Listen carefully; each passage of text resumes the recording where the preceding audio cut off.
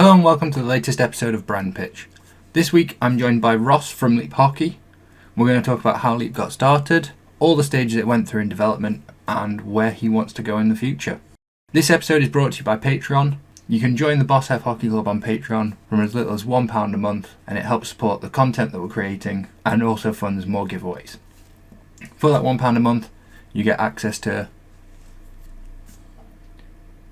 For £1 a month, you get early access to all of our content. You also get bonus entries into giveaways and also some exclusive content just put on Patreon. If you like this episode and want to see more like it, please subscribe and like this video and leave a comment below of who you'd like to appear next. How did Leap Hockey get started? So Leap Hockey got started in 2014 when I was back in England, and I just been selected for the Great Britain squad in the build up to the 2016 Olympics. And I had to have 2 shoulder surgeries and an operation on my hand as well within the space of about 18 months. And, you know, it put things into question whether the athlete route was the route that I wanted to go down, or did I enjoy my coaching?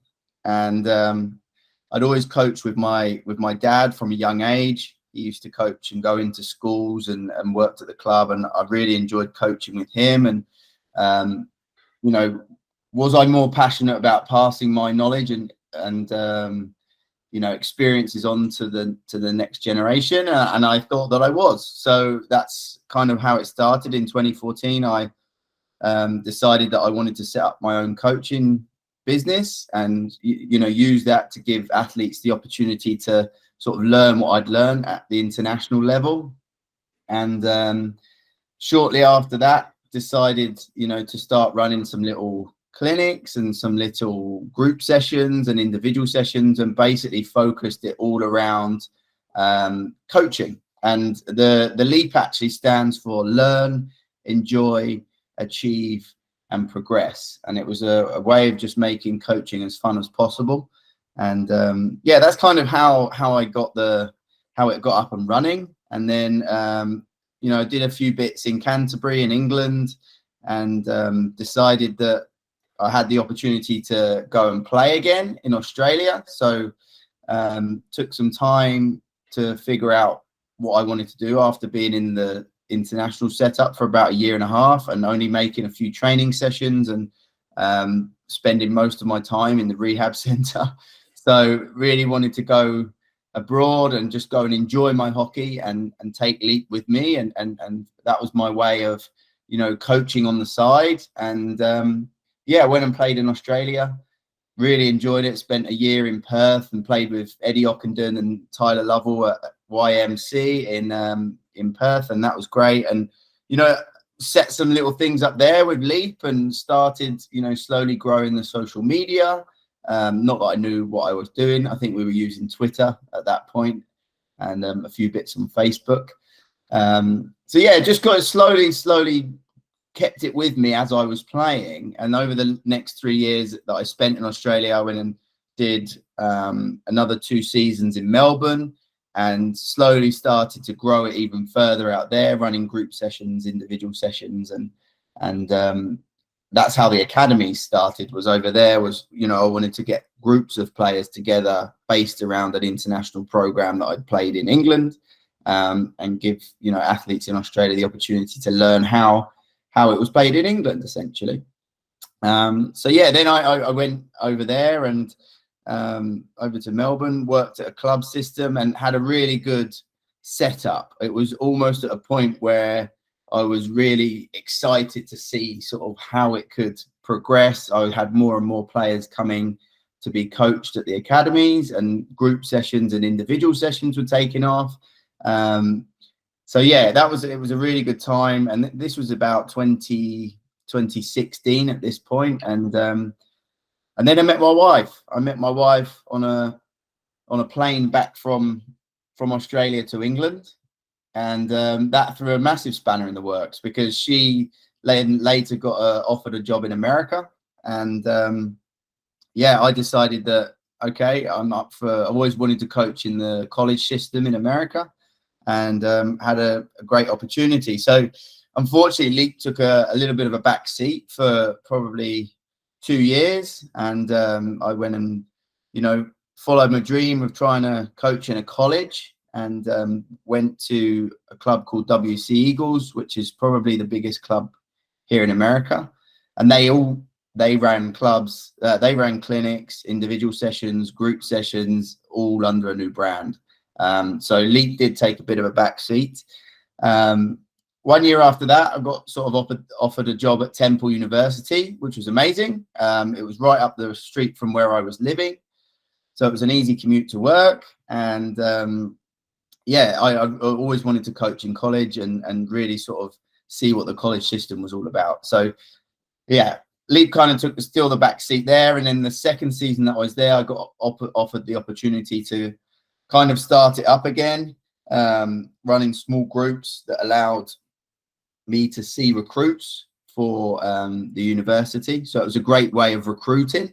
So again, set up like the academies, and the academies was sort of where I was focusing my energy, minus the small groups and the individuals, because college takes up a lot of your time. So yeah, it was a good way of getting back into running the academies, but also recruiting for college, essentially. So it started back up, let's say in 2018, 2019 on a small basis. And then my wife actually got offered the opportunity to move from Philadelphia to LA. So we road tripped over, and the day before the pandemic, we got to LA, and then we moved there and everything shut down. So Leap again took another back seat for a good few months, at least 6 months. But this was the turning point where I really thought that this is what I want to do full time, and this is where I want, to spend my energy. Is we were on one wage because I didn't have a job when we moved over, and obviously LA is extremely expensive. And my wife turned around to me one day and she said, "Well, what are you going to do?" And I didn't really have a clue at this point. And she said, not to discourage anything from driving an Uber, but she said, "Well, you're going to have to drive an Uber." And that's where we sort of, and I just said, "No, I'm not doing that. I'm really going to start pushing Leap and doing what I really wanted to do in the first place." So, it slowly started to open back up, and I was able to run some little coaching sessions on our tennis court, which we had on the complex. So, and I just filmed everything. I decided that I was going to create content from this. And, I was training with the USA boys on a roller hockey rink, and I was going to film that as well. And ultimately just started filming everything from a hockey perspective, and, running these little sessions and group sessions on a tennis court. And, it got some traction on Instagram, and it slowly started to build. And then I just thought, I'm going to run an academy. And this was during COVID. The field was still closed, and I managed to get hold of a wine tasting venue, which was about 50 feet by 60 feet, wasn't very big. And I got in contact with Bonet, who make the, pop-up goals, and they make these, big nets that you can put around fields to keep the ball in. So we turned this wine tasting venue into a massive, an arena, a hockey arena. And one of the boys on the USA team, Graham Jackson, amazing photographer and videographer, and I just said to him, let's run this academy, and I'd love you to come and film the whole thing. And it was from there on, I used it as a massive marketing tool to then go and promote these academies elsewhere in the US, basically. So that's kind of how that's the journey from start to finish with the academies. And we ran five academies that year. I ran one in Austin and 3 on the East Coast, and the one in LA. So really, it just grew out of nowhere. It grew out of COVID. It grew to a point where, people were starting to recognize the program and what I was teaching, and what we were doing with social media. And it was just a fantastic way of, sort of showcasing the game. So that's kind of where it got to. Yeah. So days away from, rather than Leap hockey, being an Uber driver. Yeah. Wow. So that's what it took. It was just I don't know. Obviously, I would happily drive an Uber. I happily do anything. I'm very, driven. I, want to create a good life for my wife and I. And if I had to go down the Uber driving route, that would have been absolutely fine.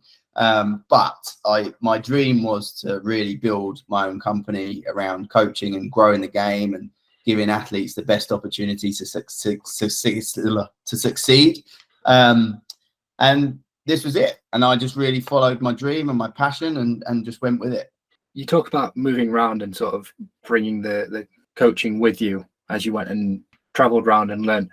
How much did you give out in terms of knowledge, and how much did you get back during those travels? So like the time spent in Australia, going across to America. Yeah. So I sort of gave out a lot of, I wear my heart on my sleeve, and I like seeing others succeed. And I think that's where my passion comes from, is that, I had the ability to go and, play international hockey, and I had the drive to go and achieve that. But my real passion is to see others have fun and others succeed in the sport. So for me, when I was coaching these sessions, everything I'd learned, I would, give to these athletes and give them the opportunity to learn how I did and be coached.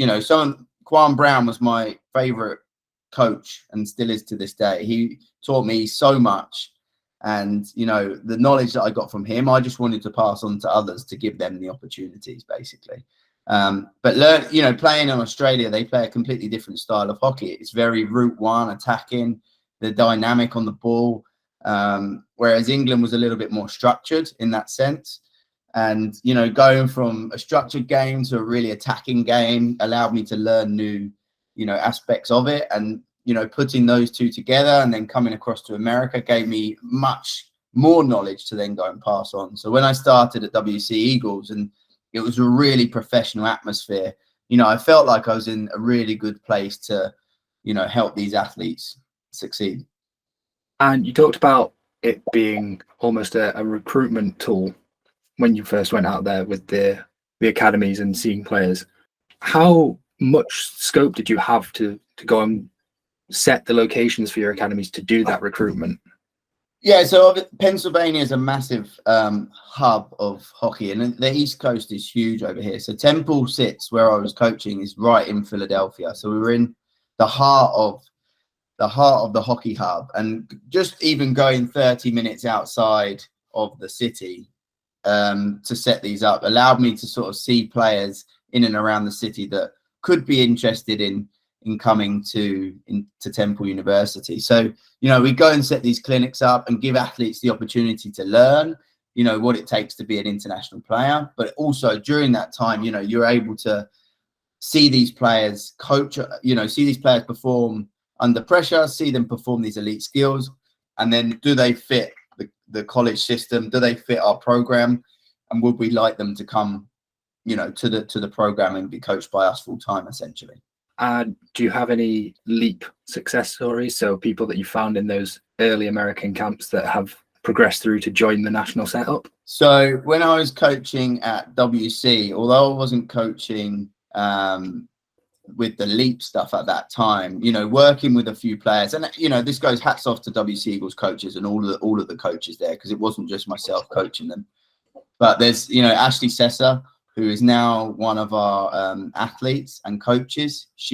I coached her for a few sessions and in little group sessions at WC Eagles, and she's now in New Zealand and Australia with the women's national team in the Pro League. So seeing her progress and seeing her sort of take on board some of the things that I was teaching her at the time, and seeing her now is just I know that to me that's why I really like doing this, is because you have such an impact on these players, not just in the game, but also you're, as coaches, we're like role models for people, and it's a great I really pride myself on being respectful, being honest, wearing my heart on my sleeve, and hopefully that comes across in my coaching as well. And I think it's a good good way for, athletes to learn, but also, learn from coaches outside of the game. Like Kwan for me, like, he made me work hard. He made me work extremely hard, and that set me up. That set me up not only on the hockey field, but that set me up in my outside of my hockey career as well. So I think it's important as coaches that we teach the game. We teach all the aspects of the game and give athletes the best opportunities to learn. But also, how do we carry ourselves that athletes can use this outside of the sport as well? That's all really, really interesting to hear. So from where Leap has come from, obviously now you're partnered with the FIH, doing coaching courses. How did that come about? So when I was it was the first year of the academies, and I came to Austin to run one of the academies, and was introduced to a fellow Englishman called Adam Fowler, who's the general manager at Lone Star, which is the club that I also help now. He started a company during COVID called Vital Hockey, and it was all about training online. And during COVID we couldn't do anything, so there's he wanted to give athletes the opportunity to train 3 nights a week online in your living room. The more touches on the ball, the better you get, essentially. So I came to Austin, met Adam, watched him do these live sessions in his studio that he built in his garage, and then we discussed the opportunity of merging the two companies together. So I had the academy side, he had the online business, and it just made sense to bring them both together and offer online coaching plus the in-person coaching. Anyway, I was in LA, he was in Austin, and my wife got the opportunity to move to Austin to set up a fitness studio, which was just so surreal, and you couldn't write it, honestly. Like, it's crazy how these things happen. So anyway, we moved to Austin, and then Adam and I set the business up together. So we now run 5 nights a week online live coaching with different coaches. So we use a lot of the girls from the US women's national team. We use Ronan, who's in the Welsh team, and we try and utilize coaches for their strengths and give them the opportunity to give back. So it's a platform that allows players to learn and coaches to really give back to athletes what they learned in their careers. And that's back to the whole reason to why I started Leap. Really, I wanted to give back. So yeah, we set that up, and we got in contact with Watch Hockey, and we decided it would be a great platform for them to use on their app. So we partnered with them on Train Hockey. So we're now producing 2 sessions a week on the Watch Hockey app, and huge, really huge partnership. And this is it just made me realize like what had been created over the 8 years that I've been doing this now. So we're now doing 2 nights a week on Watch Hockey, 5 nights a week online. We've got 10 academies set up this year, and we've just partnered with Osaka as well, who are sponsors of the FIH and USA Field Hockey. So the idea for us now is to create digital content around hockey and really grow the sport and give players that opportunity, really. Yeah, that leads us really nicely into where do you want to take Leap from here going forward? Good question. There's so many avenues to go down. But I think realistically, what I would like to do is to produce our Leap Hockey membership on a global platform. And we're already in conversations with Osaka about how we can launch this in Europe, with Ronan in England to launch it in England.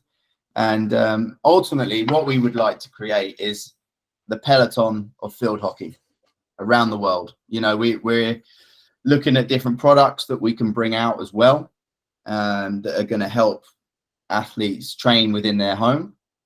Because if you spend time in the right areas and on the ball and touches, you build confidence, and your potential is unlimited. You know, when I was growing up, I had 4 TV channels, and there was nothing to watch, to be honest.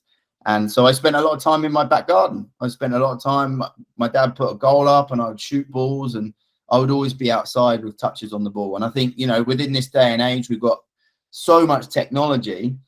It's important that we can utilize that and really allow, you know, people to get touches and train as many times as possible.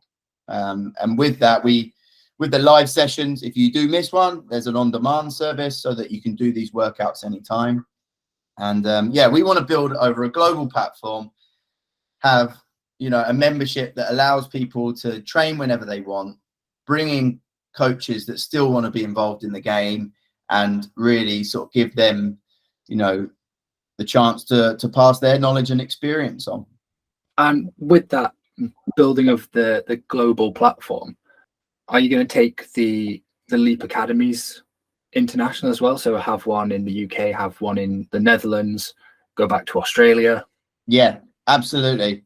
I was speaking to my wife about this last night, and I am so excited. I haven't been back to Australia for 5 years now, and I loved it out there. If it wasn't so far away from home, I don't think we would have moved stateside. But yeah, we're looking to go back, and I'd love to go and run some academies out there and really push the membership and give, you know, these players in Australia and all around the world. You know, I'd love to go to Japan and run the academies. I'd love to go back to Europe and run the academies. And you know, we've got the opportunity now to bring in coaches and the platform now to give them that opportunity to really pass their knowledge on to players. And you know, I want to create something that's really special between coaches and athletes. And yeah, that's where it's going. Okay, so let's talk about the platform. So you run these live sessions. What typically goes into them? So over the course of the sort of 18 months that we've joined the companies together, first off, we had our OG workout, which is about 45 minutes long. You do a 10-minute warm-up. You then there's 6 sections of the different skills. So one might be V-drags, one might be rollouts. We just introduced tennis balls in the workouts so that you can start to play off the wall and get your passing and trapping on form as well. But within those 6 sections, there's 3 different so there's 6 sections, and then there's 3 different sections in each. So they're progressions. So the first one might be a general V-drag. The second one might be a V-drag off the right foot. And then the last one might be a V-drag with a little lift. So we cater for, you know, beginners up to international players, essentially. And the more you do these skills, the better you're going to get at them. If you can only do the V-drag, just basic one to start with, you know, how do we build that up so that you're then doing these V-drags with lifts at the end? So it's 45 minutes, 10-minute warm-up, 6 sections, and then we do a little warm down at the end. And then we built out 3 new workouts within that 18 months. We now do like a HIIT session, which is focused, which is short and sweet, 20 minutes, focusing on your fitness, your strength, and your skills all in one. So there'll be some push-ups in there, there'll be some squat jumps, there'll be, you know, running on the spot, running forward and back, like we change in direction, and we're trying to incorporate all the skills within hockey within those workouts. You know, all the main elements, your passing, your trapping, your defending, which is a lot of footwork. You know, even your goal scoring, you can do them without the ball, and the muscle memory that you can create from this is ultimately going to build that confidence and take you into your training sessions as well. And then the last one is reps on reps, which is 6 different skills, and you do them. So you do the first set. So you do 3 sets of 1 minute on each rep. So it's all about, you know, how good can you continue to do those reps under fatigue. So yeah, we're in the process of building some new ones out as well. But the really exciting thing about the program is that we're just about to build out profiles that allows players to see how far they've come. And we've built out testing that allows us to test athletes on different skills. So when I was growing up, we got tested on our strength and our fitness, which I absolutely hated. Probably the reason why I didn't actually like being an athlete. But now that being able to be tested on skills, okay, how can we get your skills more dynamic, more, quicker? How can we get them to an elite athlete potential from doing them over and over again? And, these sorts of things you can do in a 6 feet by 6 feet of space at home with a live coach. And the best bit about it is we give them feedback during the session because it's a two-way camera, and we give them written feedback after every session. So if you're looking for feedback on your skills, the platform allows you to get that on a regular basis. Okay, so that interactivity that you talked about, is that from the person leading the session? Is that going to be a post-session review? So like yourself going and watching back the footage and then giving them that written feedback? Yeah, so it's both. So if I'm coaching, I see all the athletes on the screen, so I can give feedback as we're going along. A lot of it's encouragement. We want players to make mistakes. It's important to make mistakes. Like, you don't learn if you don't. Giving the encouragement to go and do it again. And can you get that next rep better? And then we have coaches on the back end who do watch all of the sessions and give individual feedback to each athlete on that session. And so with that, both live and kind of afterwards feedback, is there a limit to how many people you can run a session with? So we have the ability to run 500 athletes at a time. I'm sure our coaches on the back end would absolutely hate that.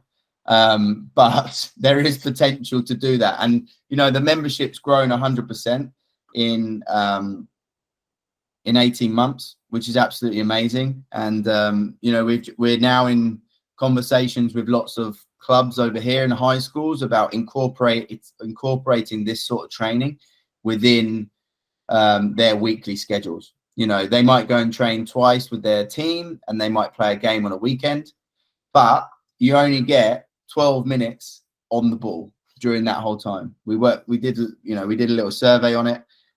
If you train 5 nights a week with us, you get over 100 minutes stick and ball time.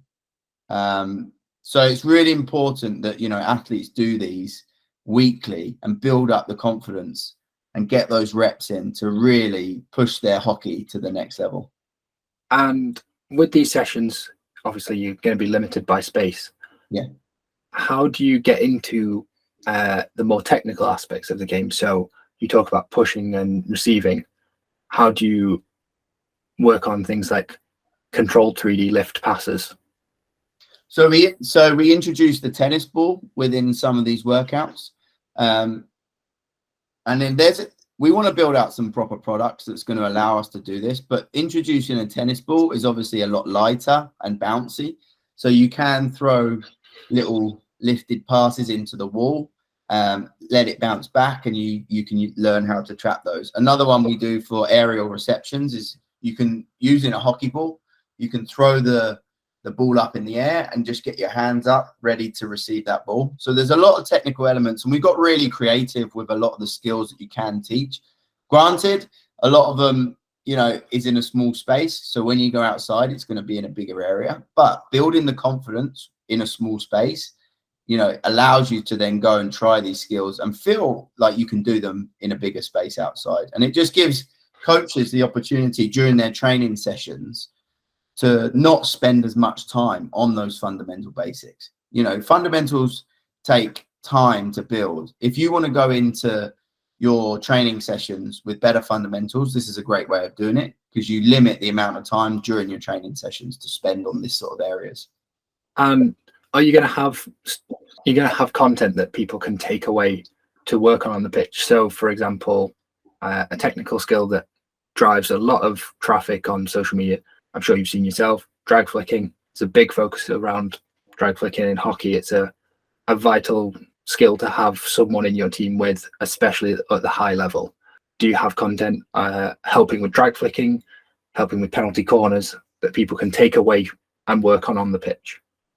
Yeah, so on on the Leap membership, you get access to the live sessions 5 nights a week, which all get recorded in the on-demand section. But also within that on-demand section, we've built out 50 skills which you can then go and work on the field. And these are like longer content videos that break down the skills specifically. And during that content, we actually give you drills to go and work on these. So I think there's ones on jag flicking. I can't remember off the top of my head. I'm sure they're on there. There's ones on tomahawks. There's ones on some ramp 3D skills. But they're all on our on-demand library. And, longer forms. So it actually gives you tips and drills for you to go away and really work on those as well. And we've not really touched on what does a membership to the Leap platform cost? So the membership for the Leap platform is $38 a month. So you get your first week free. So if you'd like to come and trial it and you don't enjoy it, then that's fine. But if you do want to sign up, it's $38 a month, which is, significantly cheaper than most individual training sessions with coaches. You can go away and yes, you've got to be quite disciplined to go and do these and build up to doing them regularly and build them into your schedule. But for $38, you get 5 nights a week online. You get 20% off our academies. You get all the on-demand footage too, and you get the opportunity to work directly with myself and the other coaches that we have around the world as well. So what sort of education do you give around the real elite level stuff? So things like nutrition, things like recovery in those sessions? So we do a little warm up, we do a little warm down. Most of the content at the moment is focused around skills and building that strength work within those skills and your fitness within a small area. We're in conversations with some partners about creating a full-on hockey strength program based around building strength for specific skills. And how can we strengthen your push pass? How can we make your aerial 10 yards longer? So we're in the process of putting all that together, and that is part of the business and part of the membership that we would like to have. Within that as well, we're also creating hockey recovery, which is going to be focused around obviously injury prevention, becoming more flexible, and the nutritional side of that as well is we at some point this was going to be part of the membership. The strength program is what we're looking at next. We will then be sort of building out the nutritional side and the recovery side as well. So really exciting for what's to come in that sense. And yeah, I can't wait to build out a whole platform around, being a professional athlete within the hockey environment. Okay, so you're building out a kind of well-rounded hockey player within the Leap platform. Are you going to look at things like match analysis? So we don't at the moment. That is something that we haven't spoken about.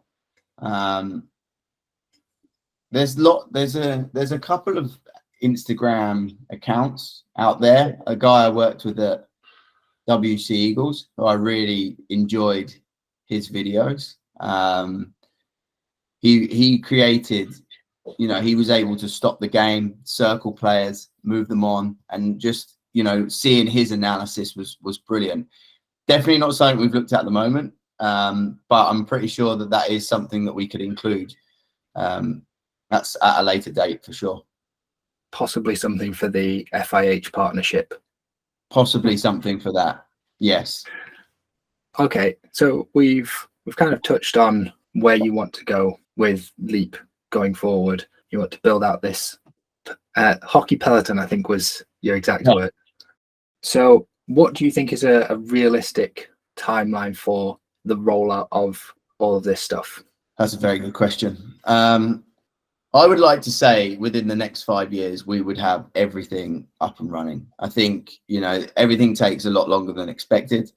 I am probably the most impatient person when it comes to things like this. Most patient when I'm coaching. You know, I understand that things take a long time and athletes take a long time to sort of, you know, grasp different skills. But when it comes to my own personal achievements, you know, I want things done yesterday.